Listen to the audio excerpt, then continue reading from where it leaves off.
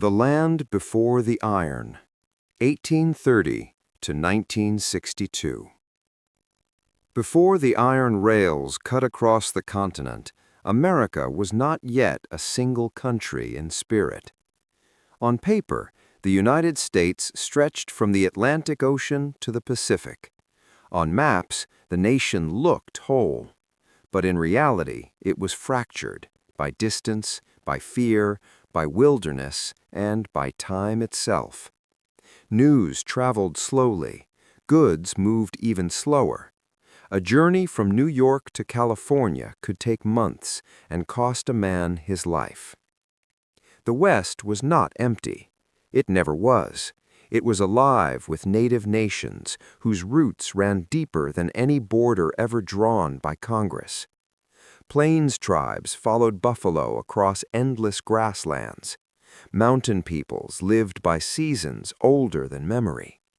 Yet to politicians in Washington, the West was unclaimed, a word that quietly erased entire civilizations. In the East, factories multiplied, cities grew crowded, and ambition burned hotter than ever. America was young, restless, and hungry for land, wealth, and speed. The idea of a railroad stretching from coast to coast was not new. It had been whispered in newspapers as early as the 1830s, laughed at in taverns, debated in Congress, and dismissed by skeptics as fantasy. How do you build a railroad across deserts? Critics asked.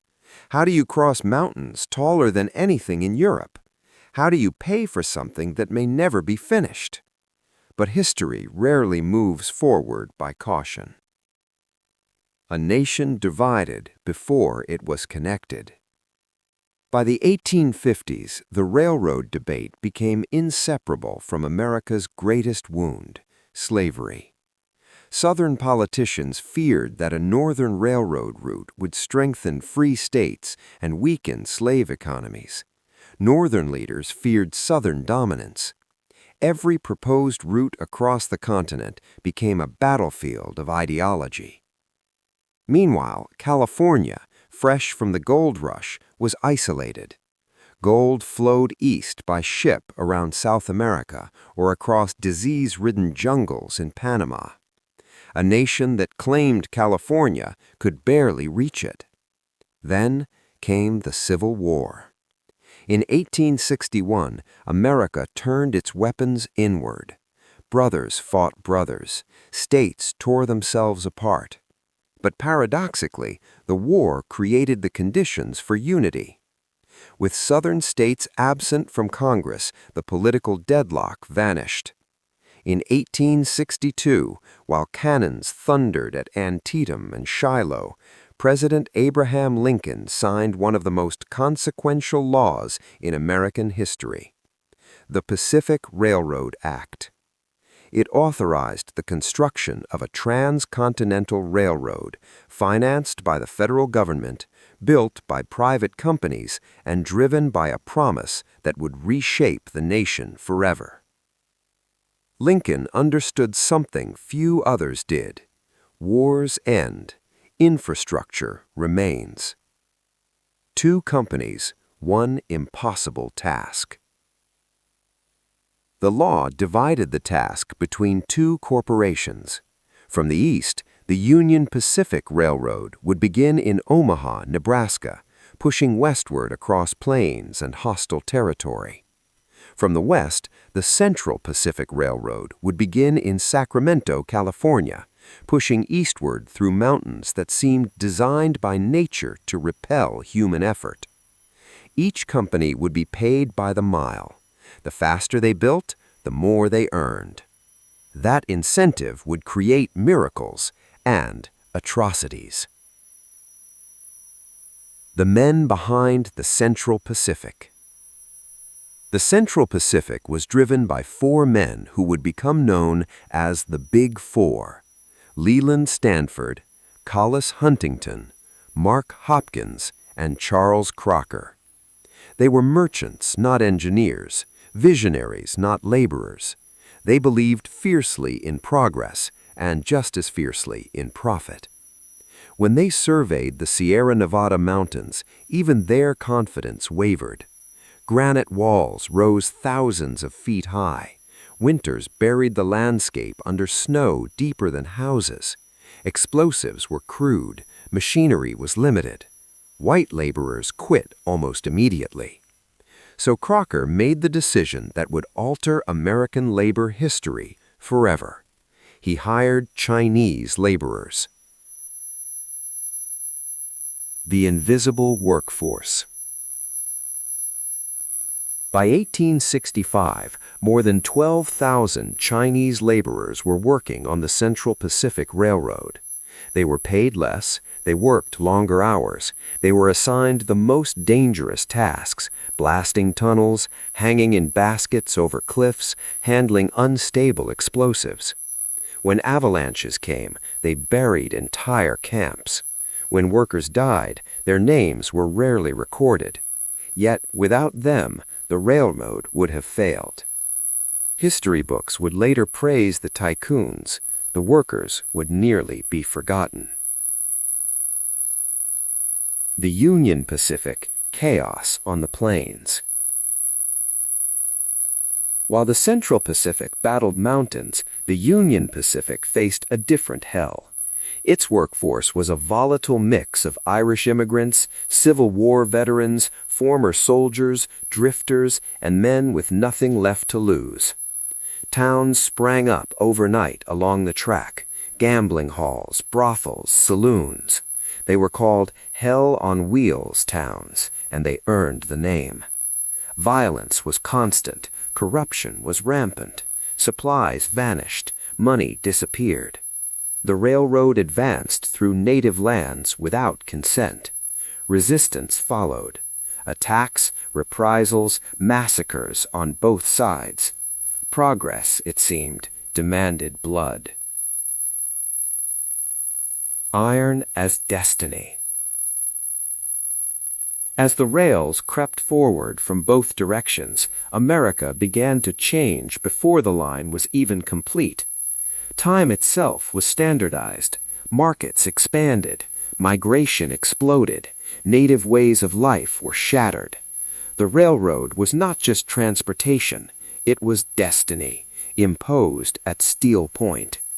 And yet, despite all the death, greed, and cruelty, something undeniable was happening. A continent was being bound together, not by ideals, not by speeches, but by iron. By the winter of 1863, the dream of a transcontinental railroad no longer belonged to politicians or investors. It belonged to the men standing knee-deep in snow, gripping steel hammers, staring at mountains that did not care about American ambition. The Sierra Nevada, nature's fortress. The Sierra Nevada was not merely a mountain range, it was a wall. Granite rose so hard and dense that early drills barely scratched its surface. Snowstorms arrived without warning and stayed for months. Wind stripped heat from the body faster than any enemy bullet. In some places, the snowpack reached 40 feet, swallowing trees, camps, and men. Charles Crocker walked the line one morning and understood the truth instantly. This was no longer construction. This was siege warfare. To move the railroad forward, tunnels had to be carved directly through solid granite, something no American railroad had ever attempted at this scale. And every foot forward would cost lives. Men in baskets over the void.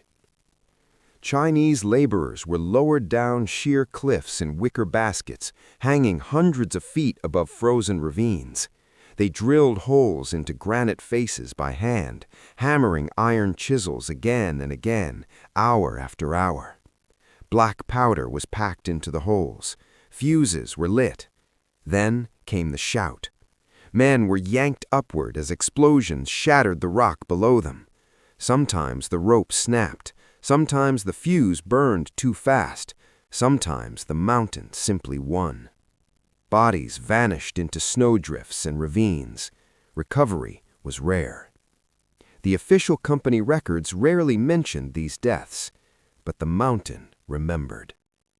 Tunnel number 6, the mountain that refused to yield. Tunnel number 6, later called the Summit Tunnel, became the greatest obstacle of all. At 1,659 feet long, it had to be carved directly through the spine of the Sierra Nevada. Progress was agonizingly slow. Workers advanced inches per day. Winter halted work entirely. Snow buried the tunnel's entrances. Men dug vertically downward through snow to reach the rock below. Shafts were drilled from the top of the mountain so work could continue from multiple directions at once. Nitroglycerin, unstable, deadly, newly invented, was introduced to speed progress. It killed men instantly. Still, the work continued, because stopping meant failure. The strike that history almost forgot. In June of 1867, something unprecedented happened. The Chinese workers stopped working. Over 2,000 laborers laid down their tools in coordinated protest. They demanded higher wages, shorter working hours, safer conditions. They did not riot. They did not destroy equipment. They simply refused to move. For a moment, the entire Central Pacific Railroad froze. The Big Four panicked. Charles Crocker responded not with negotiation, but with starvation. Food supplies were cut off to the workers' camps. Armed guards blocked access to company stores. After a week without rice, vegetables, or meat, the strike collapsed. The men returned to work. History would not call this a victory, but it was one of the first large-scale labor strikes in American history, led by immigrants who would later be blamed for economic hardship they did not create. Meanwhile, on the plains, a different war.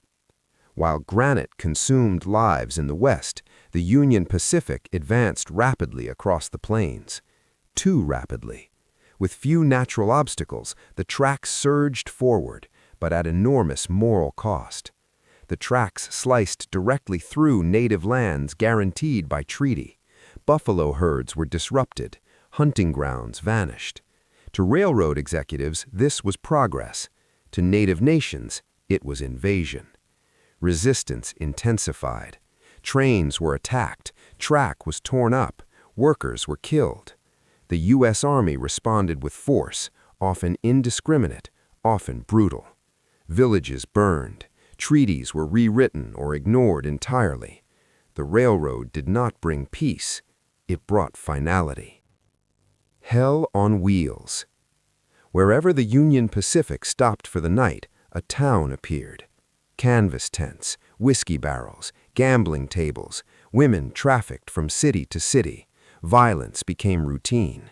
These towns moved with the railroad, temporary eruptions of chaos that vanished as quickly as they appeared. Men died over card games. Sheriffs were bribed or beaten. Law followed iron, not morality. And yet, the railroad advanced. Corruption at the highest level. Behind the scenes, money flowed in ways the public never saw. Executives created shell companies to bill the government inflated construction costs. Congressmen received railroad stock. Inspectors were paid to look away.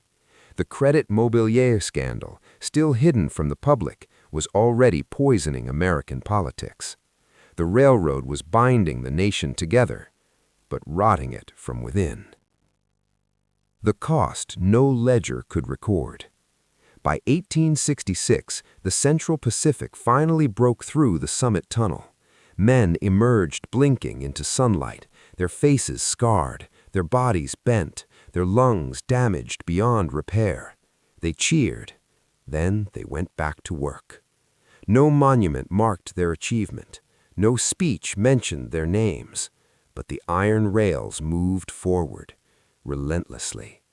And somewhere far ahead, two lines were racing towards each other across a continent, driven not by unity, but by speed, greed, and the belief that whoever arrived first would write history. End of Part 2. If you're ready, say Continue, Part 3. Next part will cover the race intensifies, increased death tolls, media manipulation, the human stories of individual workers, the approaching collision at Promontory Summit. Part 3. The race that consumed men. By 1866, the Transcontinental Railroad was no longer a construction project. It was a race. Two companies, financed by the same government, praised by the same newspapers, and driven by the same hunger for profit, were charging towards each other across a continent that could no longer escape them. Every mile of track meant money. Every delay meant loss. And every man on the line understood the unspoken rule: speed mattered more than lives. The tyranny of the mile.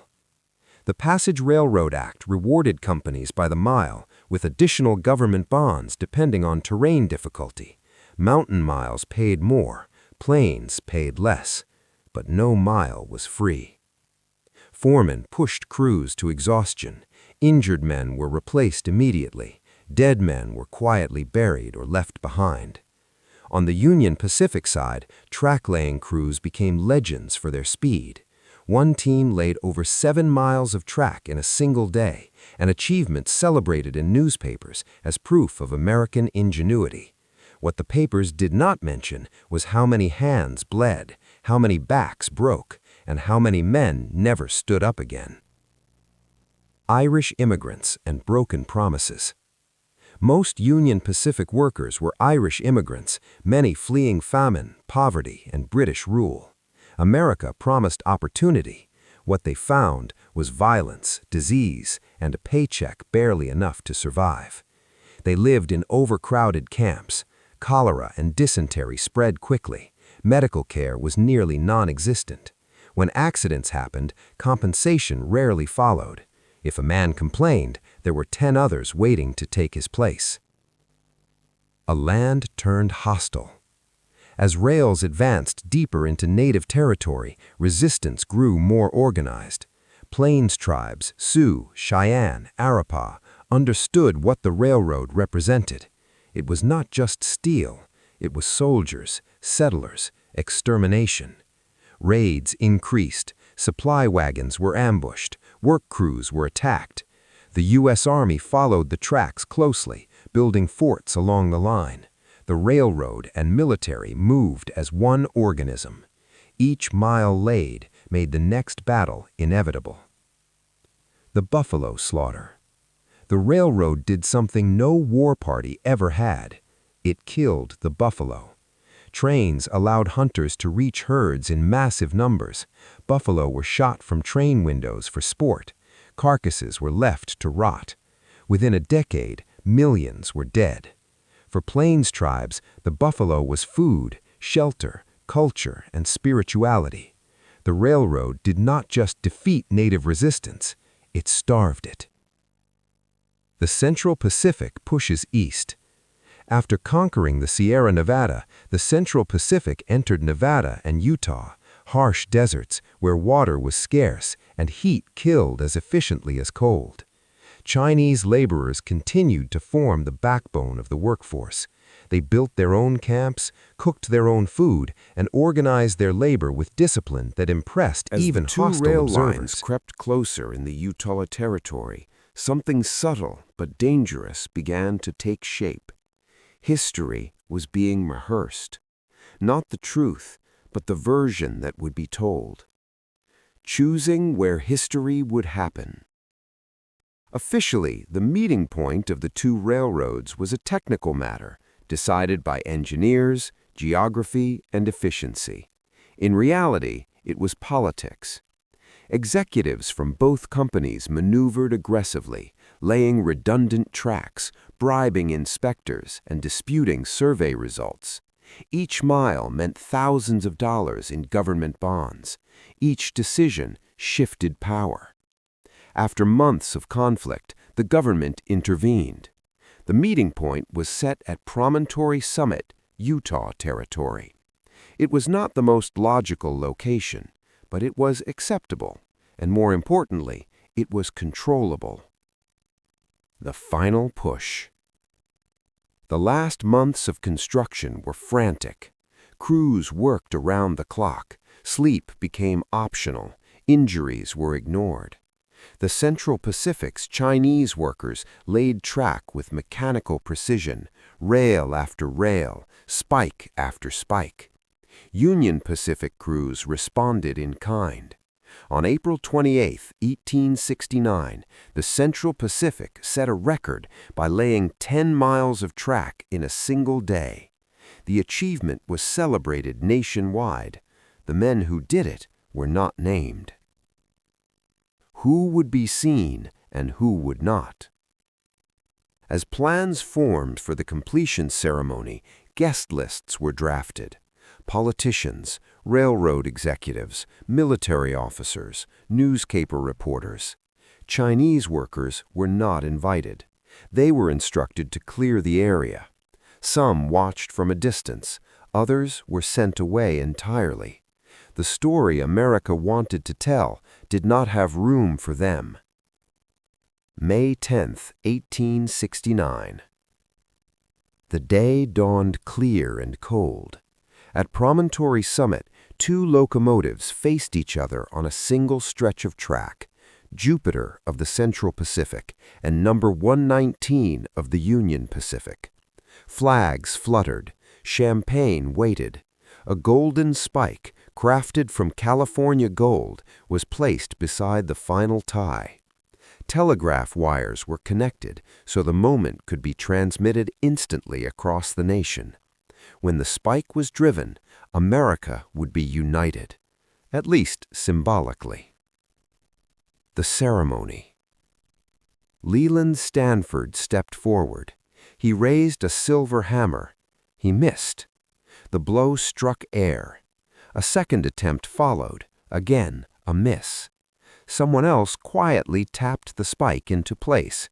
The telegraph signal was sent anyway. Across the country, bells rang, cannons fired, crowds cheered. The message transmitted was simple: done. What the word hid.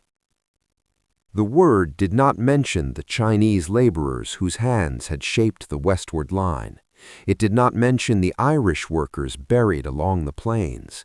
It did not mention treaties broken, buffalo slaughtered, and cultures erased. It did not mention corruption. It did not mention death. It said only what America wanted to hear. The photograph that defined memory. A famous photograph was taken. Executives shook hands, locomotives touched noses, men smiled. History froze in a single frame. The workers who built the railroad were not in the picture, and so they were quietly written out of memory. Immediate consequences. Within days, rail travel transformed the nation. A journey that once took months now took a week. Markets exploded. Settlers poured west. Industries boomed. Time zones were standardized. The nation accelerated. But for many, the railroad meant displacement, poverty, and loss. Progress had chosen its winners. A quiet aftermath. Chinese workers were dismissed in large numbers soon after completion. Many were denied further employment. Some returned home in poverty.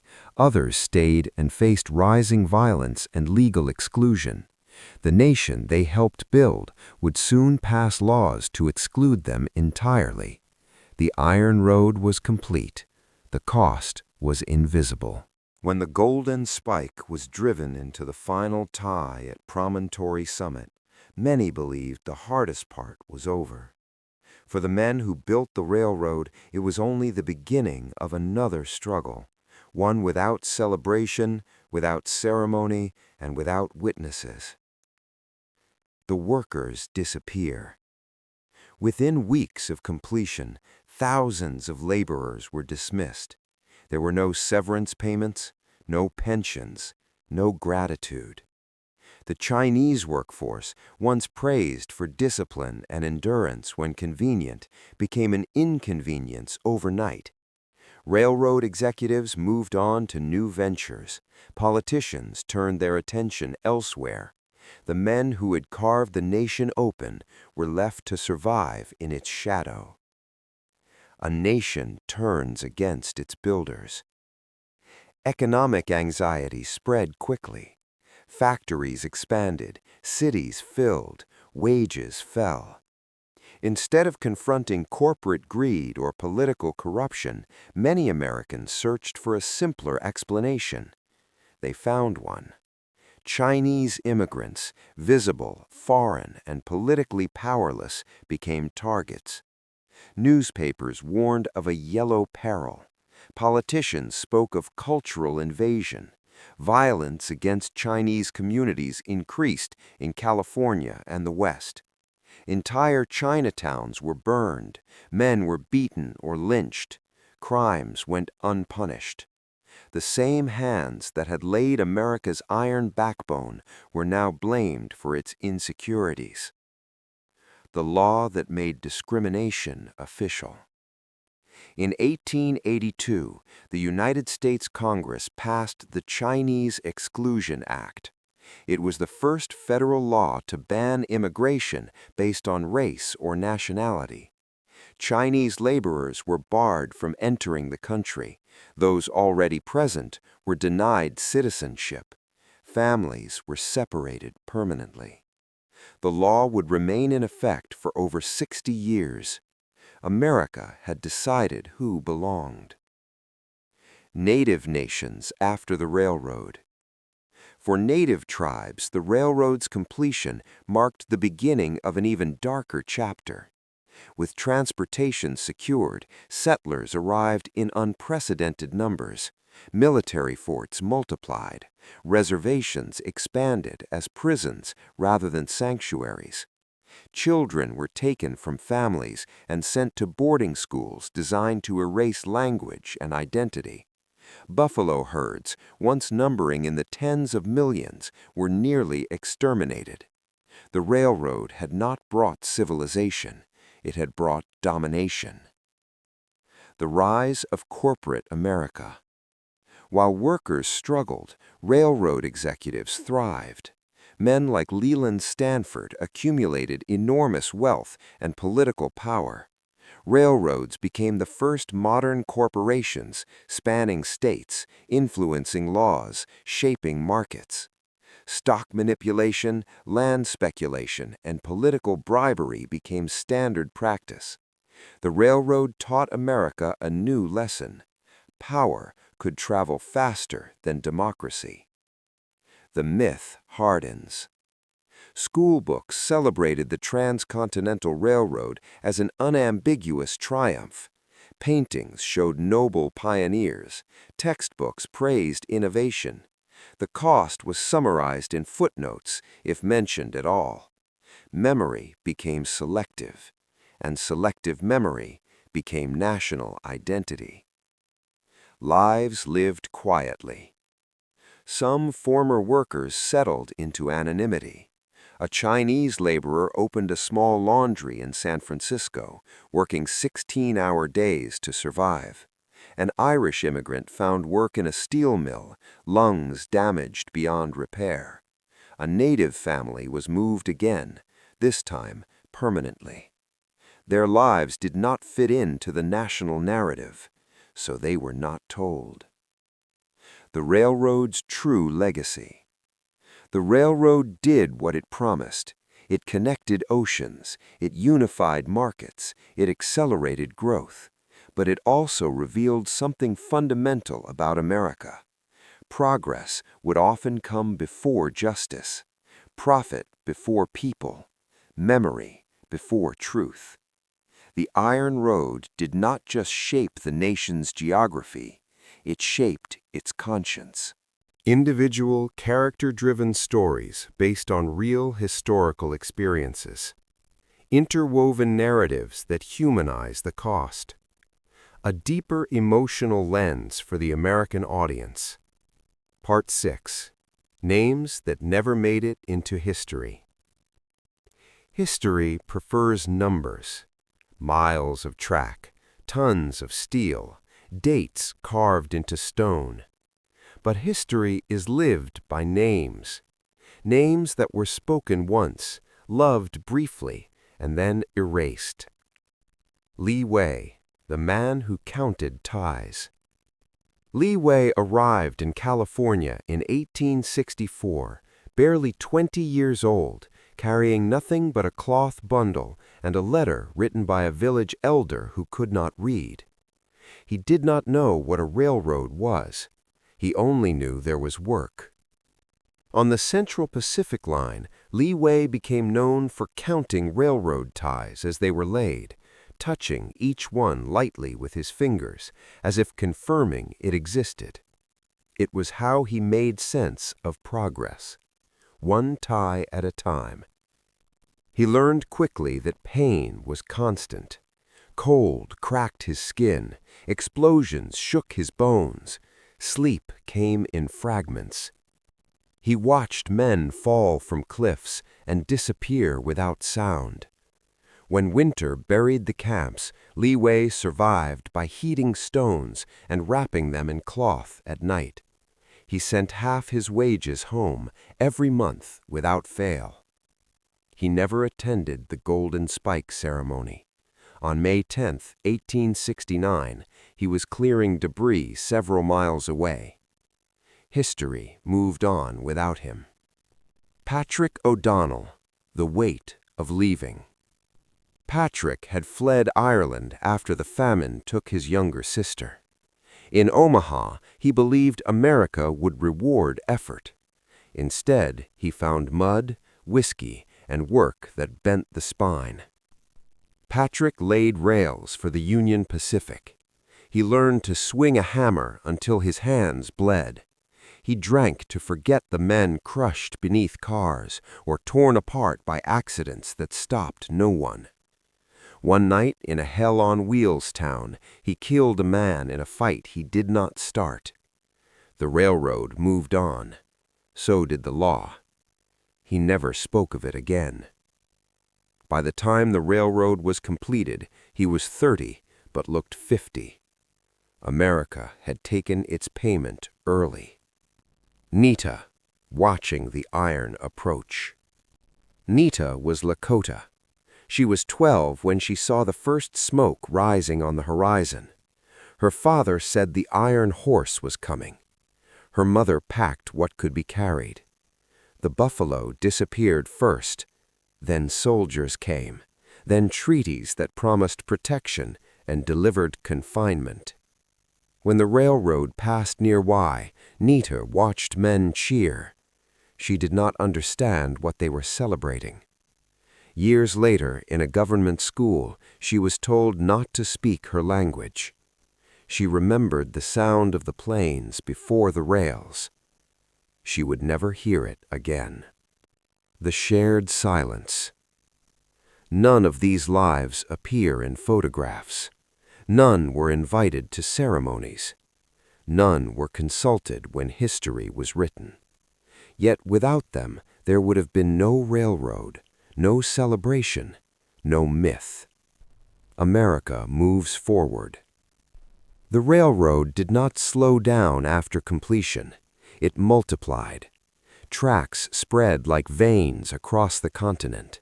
Towns rose, cities swelled. But beneath every mile of iron was a layer of silence, compressed by time, hardened by forgetting. The nation advanced. The names fell away. What remains? Today, tourists stand at Promontory Summit and take photographs. They read plaques. They smile. Few ask who paid the price. Fewer still know the answer. History is not only what happened, it is what we choose to remember. The railroad did not end in the 19th century. It simply became invisible. A century built on rails. By the early 1900s, the United States had become an industrial giant. Steel flowed through cities, factories multiplied, goods moved faster than any empire before it. Every major industry, oil, agriculture, manufacturing, finance, relied on the network first carved by the Transcontinental Railroad. The rails determined which towns would thrive and which would die. Places bypassed by the railroad faded into memory. Places connected by it became cities. Opportunity followed steel. So did inequality. The wealth that did not spread. The railroad created immense wealth, but it concentrated it. Families tied to railroad fortunes funded universities, banks, and political careers. Their names were engraved on buildings. The laborers who built those fortunes left no inheritance. Their descendants began each generation again from zero. The pattern repeated. Erased, then rediscovered. For decades, Chinese railroad workers were almost entirely absent from American history education. Textbooks reduced their role to a sentence, if mentioned at all. Native resistance was framed as obstruction rather than defense. Only in the late 20th century did scholars begin correcting the record. Archives were reopened, oral histories were recorded, forgotten cemeteries were located. The silence began to crack. Rewriting the narrative. Museums revised exhibits. Documentaries replaced myths with evidence. At Promontory Summit, plaques were updated. Names, once absent, were finally acknowledged. Not enough, but more than before. What America learned and did not. The railroad taught America how to build big. It did not teach America how to build fairly. That lesson would be relearned again and again, in factories, in highways, in digital infrastructure. Progress still arrived first. Justice arrived later, if at all. Standing at the tracks today. If you stand near the old line today, the rails are quieter. Trains still pass, but the urgency is gone. The land remembers more than the plaques. The mountains remember the blasts. The plains remember the buffalo. The silence remembers the names. Why this story still matters. Because the railroad is not just history. It is a pattern. A nation rushing forward, asking later who was left behind. Understanding the railroad means understanding America itself, not as a myth, but as a human story, one built by ambition, sustained by sacrifice, and remembered imperfectly. The final truth. The iron did connect the continent, but it also revealed something deeper. America was not built by heroes alone. It was built by people history chose not to see. And the future depends on whether we finally choose to look.